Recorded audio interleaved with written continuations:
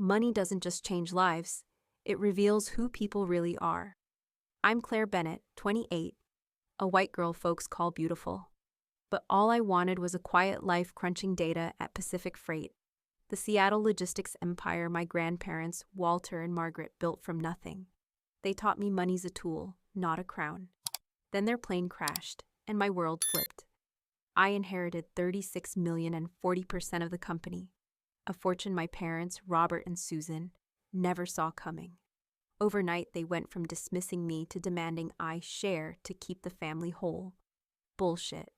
When I refused, they turned vicious, threatening to boot me from the company, stick around to see how I fought back, expose their greed, and found my strength in the chaos. Subscribe and drop a comment.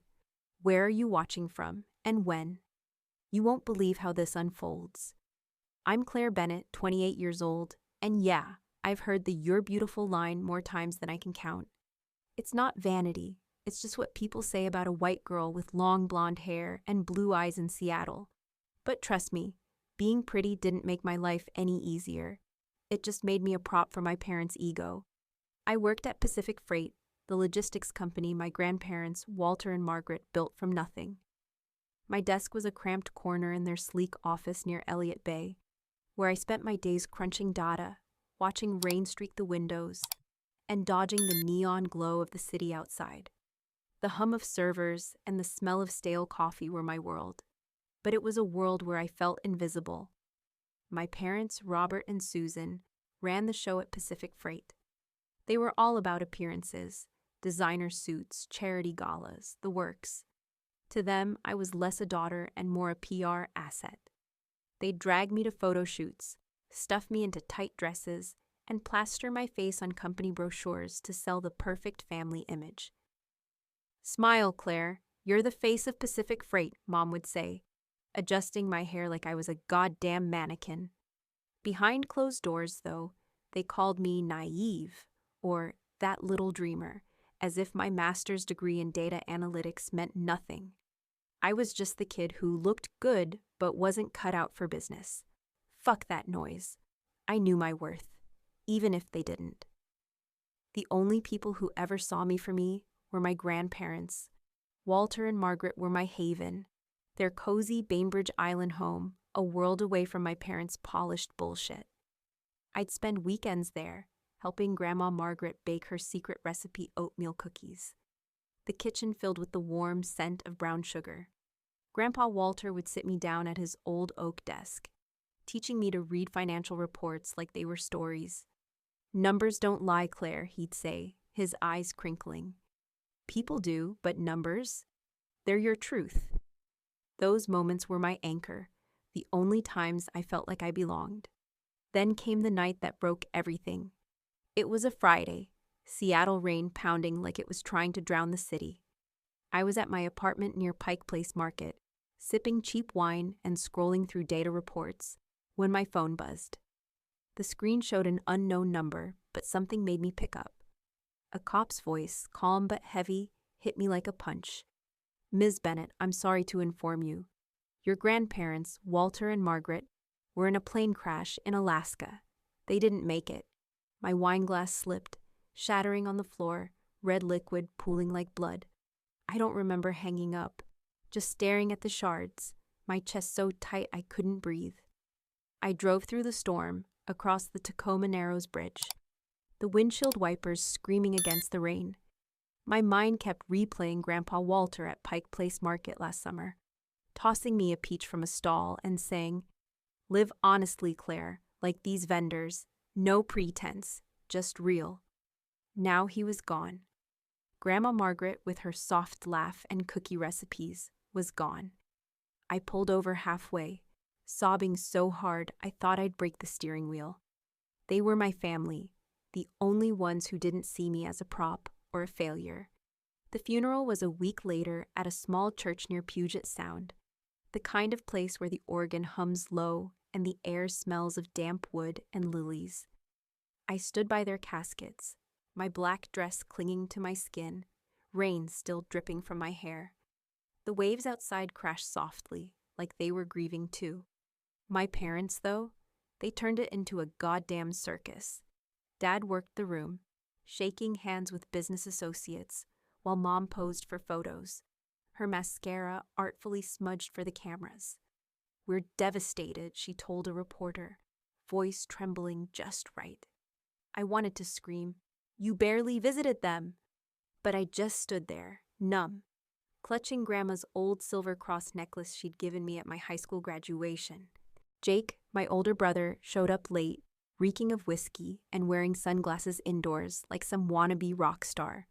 He hugged me briefly, muttering, "Tough break, sis," before checking his phone. They hadn't seen Grandpa and Grandma in years, not like I had, every Sunday dinner, every holiday, every quiet moment helping them plant tomatoes or set up their ancient laptop. I was the one who'd listened to their stories, who'd laughed with them, who'd loved them. Yet there I was, watching my parents play the grieving airs while I felt like the only one truly broken. Looking back, I should have seen the storm coming. That funeral wasn't just the end of my grandparents. It was the start of a war I didn't know I'd have to fight. I thought the worst was losing them, but hell, I was wrong. The real pain was about to hit, and it would come from the people I called family. As I left the church, the rain soaking my shoes, I whispered to the wind, "I'll make you proud, Grandpa, Grandma." I had no idea how hard that promise would be to keep or how much it would cost me. But standing there, with the Puget Sound waves singing their mournful song, I felt something shift inside me. I wasn't just Claire, the pretty girl in the brochures. I was Claire, the granddaughter of Walter and Margaret. And I'd be damned if I let their memory be tarnished by the vultures circling already. Fuck that. I was a survivor, even if I didn't know it yet. The rain hadn't stopped since the funeral, as if Seattle itself was mourning my grandparents. A week after I stood by their caskets, clutching Grandma Margaret's silver cross necklace, I found myself in a sleek law office downtown, the kind with mahogany furniture and floor-to-ceiling windows overlooking Elliott Bay. The water outside shimmered like shattered glass under the gray sky, and I sat there, still raw from grief, feeling like a fish out of water in my plain black sweater and jeans. My parents, Robert and Susan, were already there, dressed like they were auditioning for a Wall Street movie. Dad in a tailored suit, Mom in a designer blazer that probably cost more than my monthly rent. My brother Jake slouched in a corner, scrolling his phone, his sunglasses perched on his head like he was too cool for this. I could feel their eyes on me, not with love, but with something else, something hungry. The lawyer, Mr. Thompson, was a wiry man in his 60s, with kind eyes that reminded me of Grandpa Walter. He cleared his throat, adjusted his glasses, and started reading the will.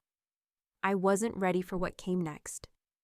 "To our granddaughter, Claire Bennett," he said, his voice steady, "we bequeath our entire estate, including $36 million in cash and assets, and a 40% stake in Pacific Freight." The room went dead silent. My heart stopped. $36 million, 40% of the company. I gripped the arms of my chair, my knuckles white, trying to process it. My parents got 15% each, and Jake got a measly 5%. The numbers didn't add up to love or fairness. They added up to a fucking earthquake.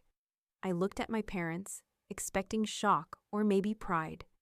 Instead, Dad's jaw tightened, and Mom's smile froze into something plastic. Jake snorted, muttering, "Jesus, Claire, what did you do, sweet talk them?" Before I could respond, Dad leaned forward, his voice syrupy but sharp. "Claire, you're the jewel of this family," he said, a phrase I'd never heard from him before. "That's a lot of responsibility.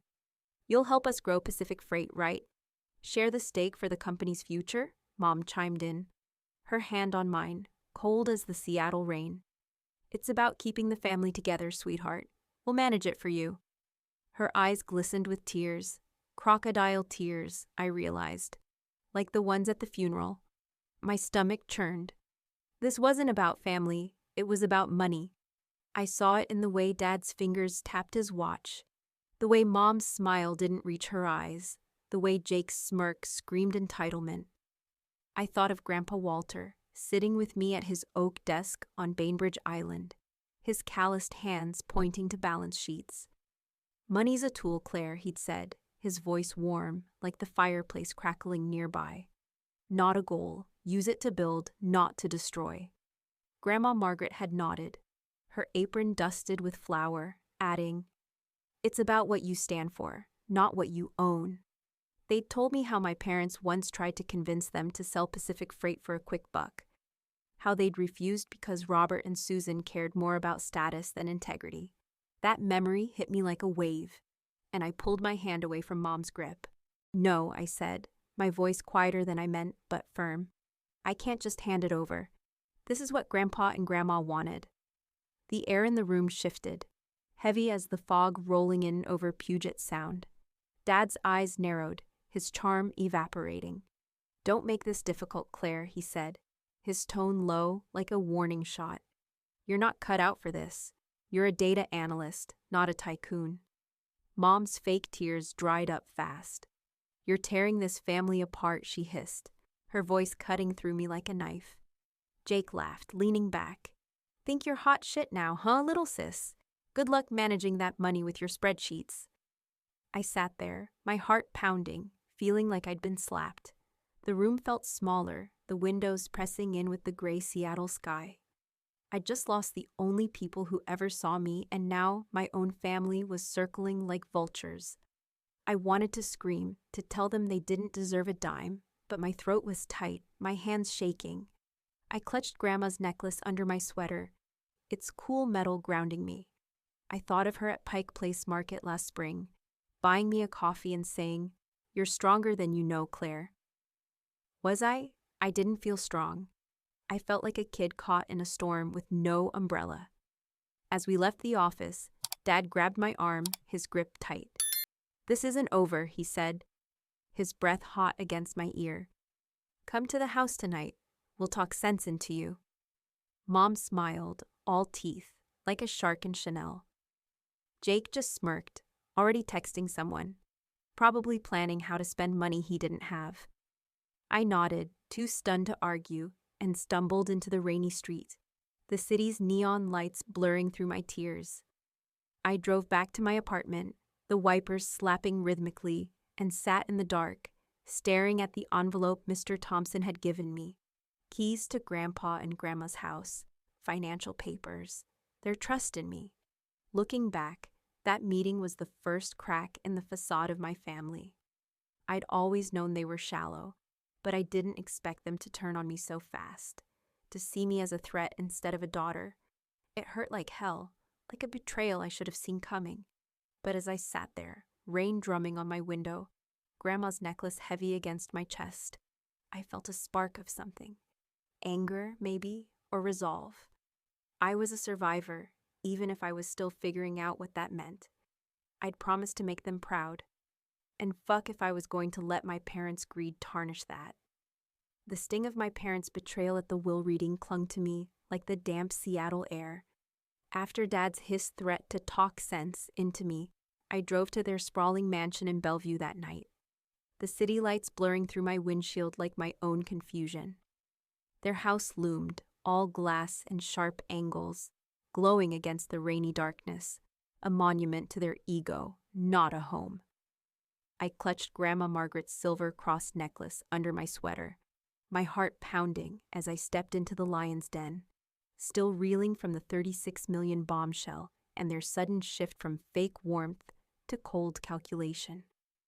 I was Claire Bennett, the data analyst they'd always dismissed, but I wasn't ready to fold, not yet.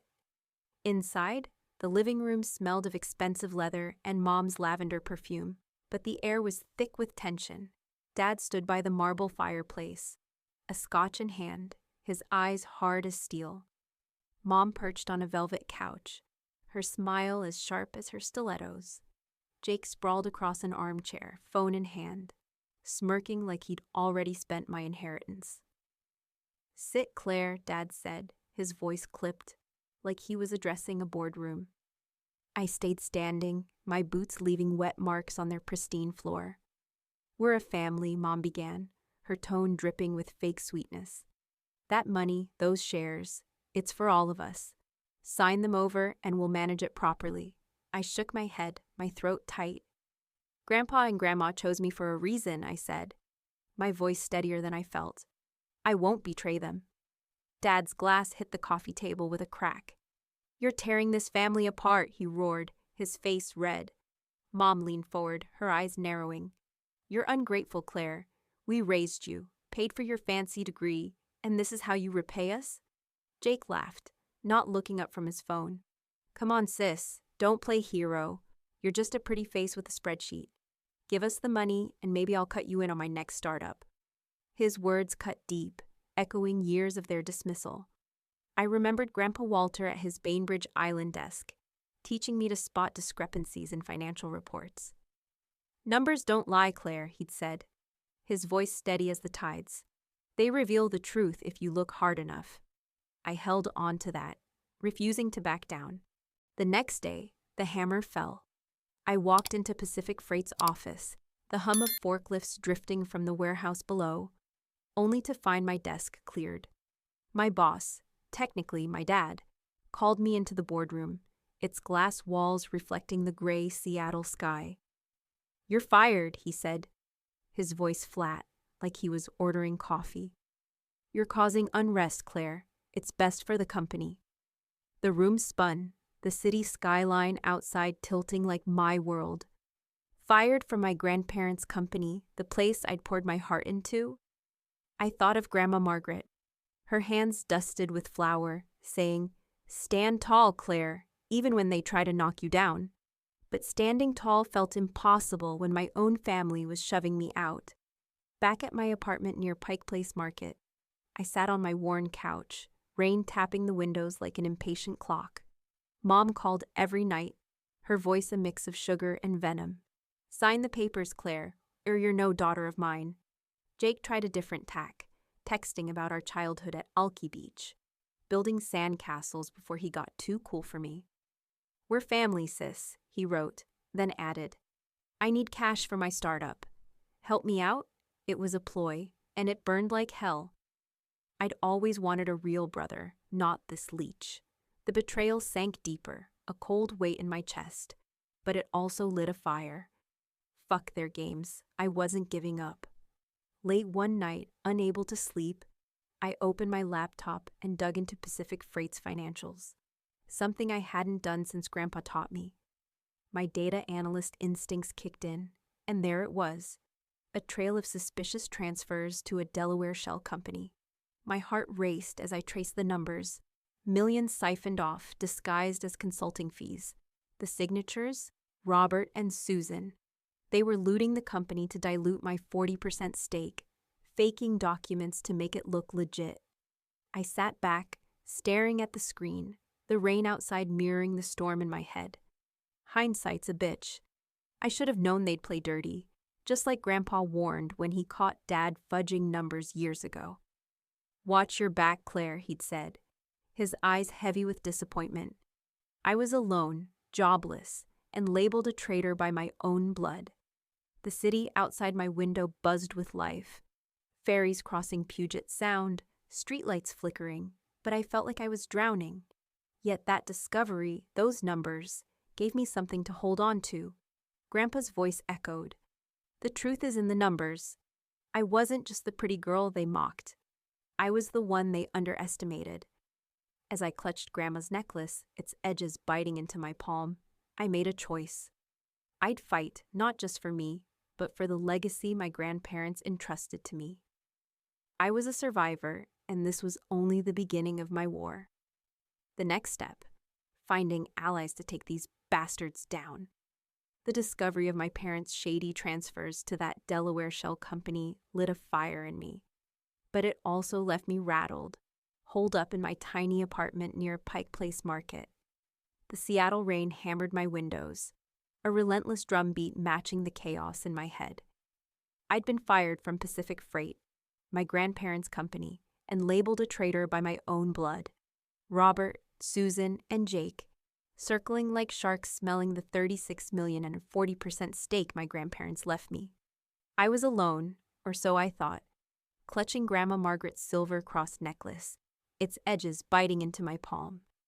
But that night, staring at the glowing laptop screen filled with evidence of their betrayal, I knew I couldn't fight this war solo. I needed allies, and fast, before my family crushed me. I started with Lisa, the warehouse manager who'd been with Pacific Freight since its scrappy days. She was the only one at the office who didn't buy my parents' bullshit, always slipping me a coffee and a knowing nod when they paraded me for PR shots. I called her the next morning, my voice shaky as I asked to meet. "Claire, you okay?" she said, her voice warm but cautious. We met at a dive bar near the waterfront, the kind with sticky floors and the faint smell of fish from the docks. Rain streaked the neon-lit windows, and Lisa sat across from me, her salt and pepper hair pulled back, her eyes sharp despite the dim light. I spilled everything: the will, the money, Dad's threats, Mom's fake tears, Jake's pathetic startup pitch, and the damning financials I'd found. Lisa leaned back, sipping her beer, and didn't flinch. "Your parents tried to screw Walter and Margaret over years ago," she said, her voice low. "Pushed them to sell the company cheap to some corporate vulture. They refused," said Robert, and Susan cared more about flash than integrity. My chest tightened, remembering Grandma Margaret's kitchen on Bainbridge Island, flour on her apron as she said, "Keep your heart clean, Claire, even when the world's dirty." Lisa pulled out her phone, showing me an old photo of her with my grandparents, laughing outside the warehouse. "They trusted you," she said, "and I've got files, real ones, that'll back you up." She promised to dig into the company's records, looking for proof of those shady transfers. Next, I tracked down Paul, my grandparents' lawyer, whose office was a cozy nook in a brick building downtown, cluttered with legal books and a faint smell of pipe tobacco. The rain had eased to a drizzle, and I stood outside, staring at the Space Needle piercing the clouds, feeling like I was grasping at straws. Paul greeted me with a hug, his wire-rimmed glasses fogging up. "Claire, I've been waiting for you to call," he said, pulling out a USB drive. "Walter and Margaret left this for you." My hands trembled as I plugged it into his laptop. A video loaded, my grandparents sitting in their Bainbridge living room, the fireplace casting a warm glow. Grandpa Walter's voice was steady. "Claire, we chose you because you live like we did. Honest. Grounded. Your parents, they lost that." Grandma Margaret added, "You're our legacy, not them." Tears burned my eyes, their words a lifeline in the storm. Paul handed me a stack of documents, bank statements, emails, proof that Robert and Susan had siphoned off $5 million to buy a Bellevue mansion, disguised as consulting fees. My jaw dropped. "This is enough to bury them," Paul said, his voice calm but firm. "But you need to act fast. They're already moving to dilute your stake." I thought of Grandpa Walter, his calloused hands guiding mine over a spreadsheet, saying, "Numbers don't lie, Claire. They're your weapon." That memory steeled me. I wasn't just fighting for money, I was fighting for everything my grandparents built. Back at my apartment, I pored over the documents. The city's hum outside my window, a distant pulse. Lisa sent me more files.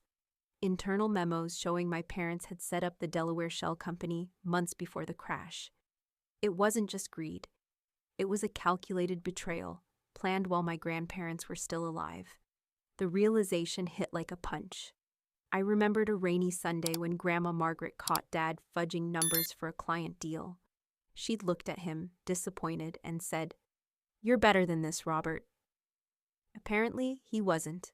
Neither was Mom nor Jake, who kept texting me sob stories about his big break needing cash. Fuck their lies. I saw them for what they were now. I decided to strike back. Using my 40% stake, I could call an emergency shareholders meeting, force the truth into the open. It was a gamble, but I was done being the naive girl they mocked. As I sat there, rain tapping my window like a countdown, I felt a shift. The grief, the betrayal, the fear, they were still there, but so was something new, resolve. I wasn't just surviving, I was gearing up for war. Lisa and Paul were my army, and my grandparents' legacy was my cause. I thought of Grandpa Walter's words, "Stand tall, Claire." I'd stand, all right, and I'd make those bastards regret underestimating me. I'd spent days preparing for this, my nerves frayed like the edges of a storm-battered Seattle pier. Armed with Lisa's files and Paul's video, I was ready to take on my family at Pacific Freight's emergency shareholders meeting. The decision to call it, using my 40% stake, had felt like loading a gun, dangerous, but necessary. My parents, Robert and Susan, thought they could bully me into signing over the $36 million in shares my grandparents left me. Fuck that. I wasn't the naive girl they mocked anymore. I was Claire Bennett, a survivor, and today, in that glass-walled boardroom overlooking Elliott Bay, I'd make them regret underestimating me. The morning of the meeting, Seattle's sky was a rare, clear blue, sunlight glinting off the bay like a promise of clarity. I walked into Pacific Freight's headquarters, my heels clicking on the polished floor, Grandma Margaret's silver cross necklace tucked under my blouse for courage. The boardroom was a sleek cage of glass and steel, with a long mahogany table where shareholders sat, their faces a mix of curiosity and impatience. My parents were already there, Dad in a crisp suit, his jaw set like he owned the place, Mom in a tailored dress, her smile as sharp as a blade. Jake slouched at the end, smirking, his phone glowing like an extension of his hand. Lisa gave me a nod from the corner, her salt and pepper hair catching the light, while Paul stood by the projector, ready to back me up. Dad opened the meeting, his voice booming. Claire's actions threatened Pacific Freight's stability, he declared, gesturing at me like I was a problem to be solved. She's holding 40% of the company hostage, refusing to support our vision. Mom chimed in, her voice dripping with fake concern. We raised her, gave her everything, and now she's tearing this family apart, the shareholders murmured, some nodding, others skeptical. My heart pounded, my palms sweaty, but I thought of Grandpa Walter's words in his Bainbridge Island study. When the truth speaks, Claire, no one can hide. I stood, my legs trembling but my voice steady, and said, I'm here to honor my grandparents' wishes, not to destroy anything. Let's see what they had to say. I nodded to Paul, who hit play on the projector. The screen lit up with my grandparents' faces, filmed in their cozy living room, the fireplace casting a warm glow. Grandpa Walter's voice filled the room. We chose Claire because she lives with integrity, unlike Robert and Susan, who've lost their way. Grandma Margaret added, She's our legacy, not them. The shareholders leaned forward, stunned. I seized the moment, pulling up Lisa's files on the screen. Bank statements, memos, proof that my parents had siphoned $5 million to a Delaware shell company for their Bellevue mansion, disguised as consulting fees. Gasps echoed. Dad's face turned gray, Mom's smile froze, and Jake's phone slipped from his hand, clattering on the table. But I wasn't done. I clicked to an email chain, dated the day before my grandparents' funeral, where Dad wrote to Mom, We'll dilute Claire's stake before she knows what hit her. The room erupted, shareholders shouting questions. Jake leapt up, his face red. You're a fucking snake, Claire, he yelled, pointing at me. I met his eyes, my voice cutting through the chaos. The snakes are you, Jake, and our parents, who betrayed the people who built this company. Mom tried to salvage it, tears streaming, always the actress. This is a misunderstanding, she cried.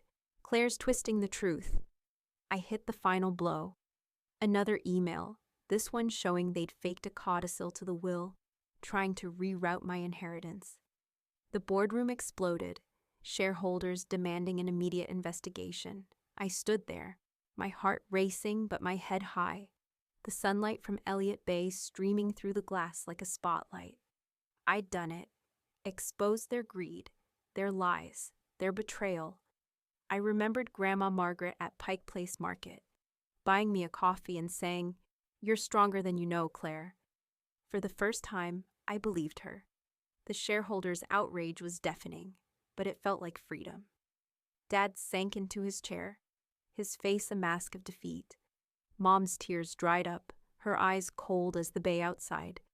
Jake stormed out, muttering curses, but I didn't care. I'd laid bare the truth, just as Grandpa taught me. Numbers don't lie. Looking back, that moment was when I stopped being their pawn. The boardroom wasn't just a battlefield. It was where I claimed my place as a survivor.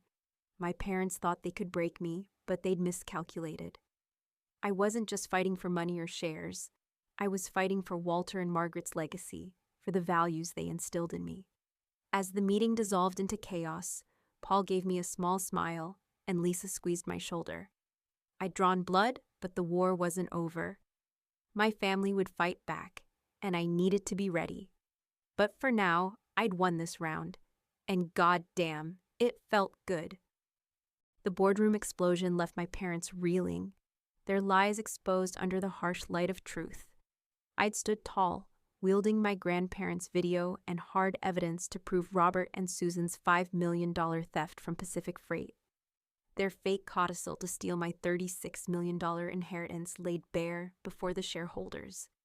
As I walked out of that glass-walled room overlooking Elliott Bay, the Seattle skyline glittering like a victory banner, I felt a rush, like I'd finally become the Claire my grandparents believed in.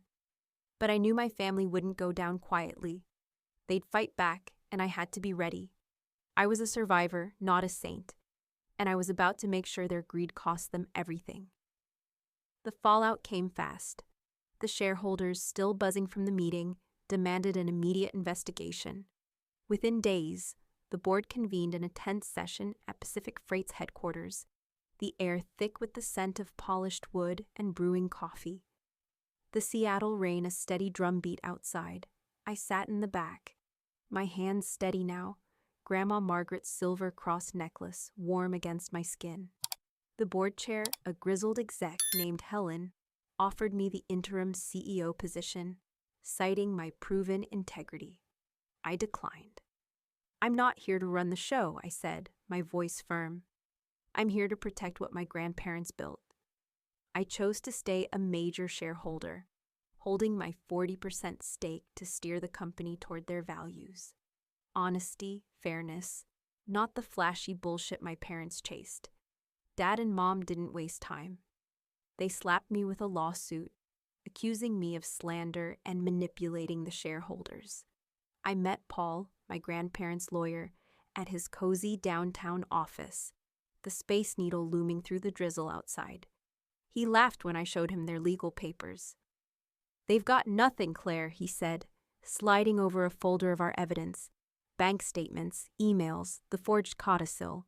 We countersued, demanding they repay the $5 million they'd siphoned to their Bellevue mansion. The court hearing was a circus, held in a sterile Seattle courtroom where the judge's gavel echoed like thunder. Our evidence was airtight, and their case crumbled in weeks. The judge ordered them to repay every cent, their faces ashen as they realized they'd lost. But I wasn't done. Lisa, my ally from the warehouse, tipped me off about a major logistics conference at the Seattle Convention Center. "Your parents will be there, schmoozing like nothing happened," she said, her eyes glinting. I saw my chance. I contacted a reporter from the Seattle Times, sharing our evidence and my story. Days later, at the conference, I stood at a podium before hundreds of industry leaders, the room buzzing under bright lights. I laid it all out, my parents' theft, their attempt to rob me of my grandparents' legacy. The crowd gasped. Some clapped. Dad, in the back, turned red, his fists clenched. Mom's perfect smile was shattered, her eyes darting for an exit. The next morning, the Seattle Times ran a front-page story, Pacific Freight heirs embroiled in embezzlement scandal. It sparked a criminal investigation into their finances, and their reputations in the industry were torched to ash. Jake, my brother, was collateral damage. His startup dreams, always funded by my parents' handouts, dried up when their accounts were frozen. He called me, drunk from some dive bar, begging for a loan. "We're family, Claire," he slurred. I hung up, remembering his smirk at the will reading, his pretty face jab. Fuck him. He'd made his bed. I cut contact, their numbers blocked, their voices silenced. I thought of Grandpa Walter, his hands guiding mine over a spreadsheet, saying, "Build something meaningful, Claire." That's what I did next. I poured $20 million into the Walter and Margaret Foundation, funding scholarships and employee benefits at Pacific Freight. It wasn't about revenge, it was about proving them wrong, showing the world what my grandparents stood for. I stood on the Bainbridge Island ferry a week later, the Puget Sound wind whipping my hair, the city skyline fading into dusk. I remembered Grandma Margaret on this same ferry years ago, her scarf fluttering as she said, "Use money for good, Claire, not to show off." I'd done that. The foundation's first grants were already helping workers' kids go to college, something my parents never cared about. Their Bellevue mansion was up for sale to cover their debts, their social circle shrinking as the scandal spread. They tried to break me, to steal what wasn't theirs, but I'd turned their game against them. Looking back, that conference speech was my line in the sand. I wasn't just fighting for justice. I was reclaiming my grandparents' legacy from the vultures who called themselves family. The victory was sweet, but it wasn't just about winning. It was about standing for something bigger. As the ferry docked, I felt lighter, like the weight of their betrayal had lifted. I wasn't done yet. The foundation was just the start, and my parents' legal troubles were far from over. But for the first time, I felt like the Claire my grandparents saw. Not a prop, not a dreamer, but a goddamn survivor who'd make them proud. The dust had settled after the boardroom showdown and the conference that burned my parents' reputation to the ground. I'd won. Robert and Susan were out of Pacific Freight, their $5 million embezzlement exposed, their names trashed in the Seattle Times, and a criminal investigation breathing down their necks. Jake, my leech of a brother, had slunk out of town, his startup dreams dead without their handouts. I'd poured $20 million of my grandparents' $36 million inheritance into the Walter and Margaret Foundation, turning their legacy into something real, something good. But victory didn't feel like I'd expected. Standing on that Bainbridge Island ferry, watching the Puget Sound waves churn under a twilight sky, I realized the fight had changed me. I wasn't just a survivor. I was someone new, someone my grandparents always saw in me. A year later, Seattle felt different, brighter somehow, despite the endless rain. Pacific Freight ran smoother now, its boardroom no longer a snake pit, but a place where workers' voices mattered, the way Grandpa Walter and Grandma Margaret wanted. I didn't take the CEO chair. My 40% stake was enough to steer the company toward their values. Fair wages, honest deals, no bullshit. I lived in my same cramped apartment near Pike Place Market, waking to the salty tang of the waterfront and the chatter of vendors hawking fish and flowers. My beat-up Subaru still got me around, rain streaking its windshield like it was part of the city's pulse. I didn't need flash. I needed purpose. The Walter and Margaret Foundation became my lifeline. It funded scholarships for kids of Pacific Freight's workers and tech training for low-income students across Seattle. I threw myself into it, working late nights, my laptop glowing in my tiny living room, the rain a steady rhythm outside. One spring morning, I stood at a community center near the Space Needle, its spire cutting through the clouds, hosting our first scholarship ceremony. The room buzzed with nervous excitement, families packed into folding chairs, the air thick with coffee and hope. I handed out awards, my hands steady, but my heart racing. Then I met Maria, a 17-year-old with eyes as bright as the Puget Sound on a clear day.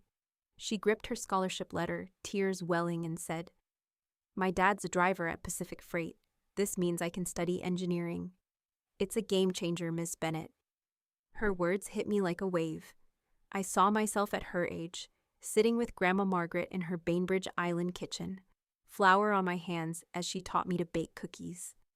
"You're meant for big things, Claire," she'd said, her smile warm as the oven. Grandpa Walter had chimed in, showing me a spreadsheet on his ancient computer. "You've got a sharp mind, kid. Use it to help people." Maria was proof I was doing that.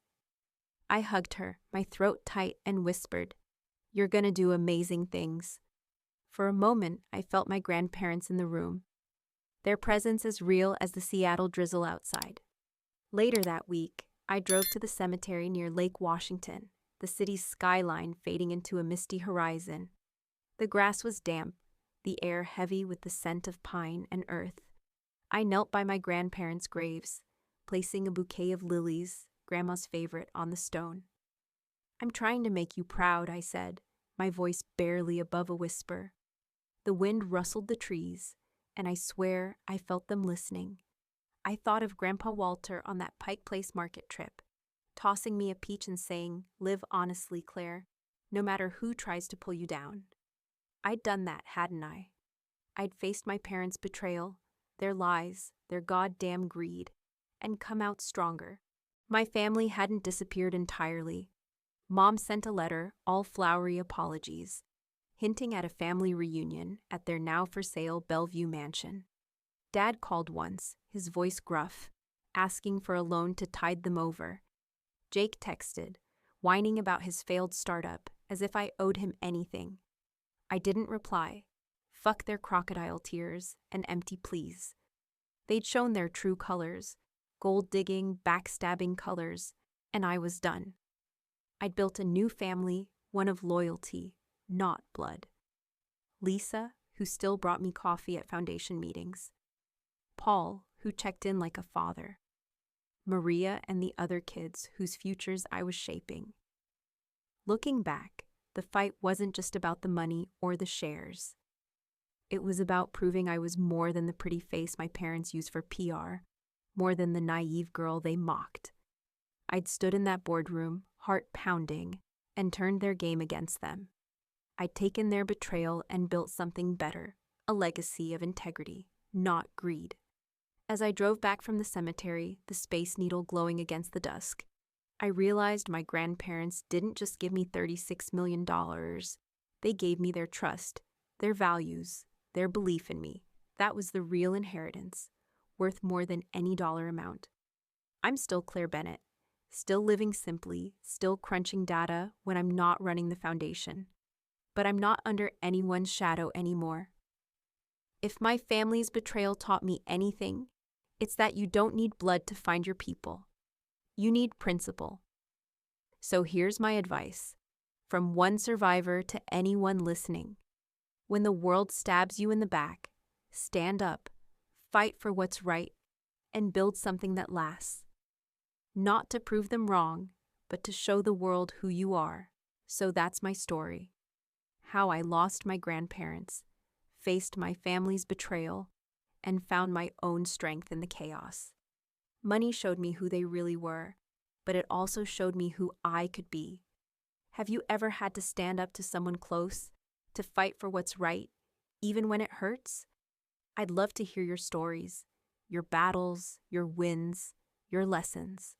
Drop them in the comments or send me a message. Let's talk about what makes us survivors. Thank you for listening to me pour my heart out. It means more than you know. Until next time, keep fighting for your truth, and I'll see you soon.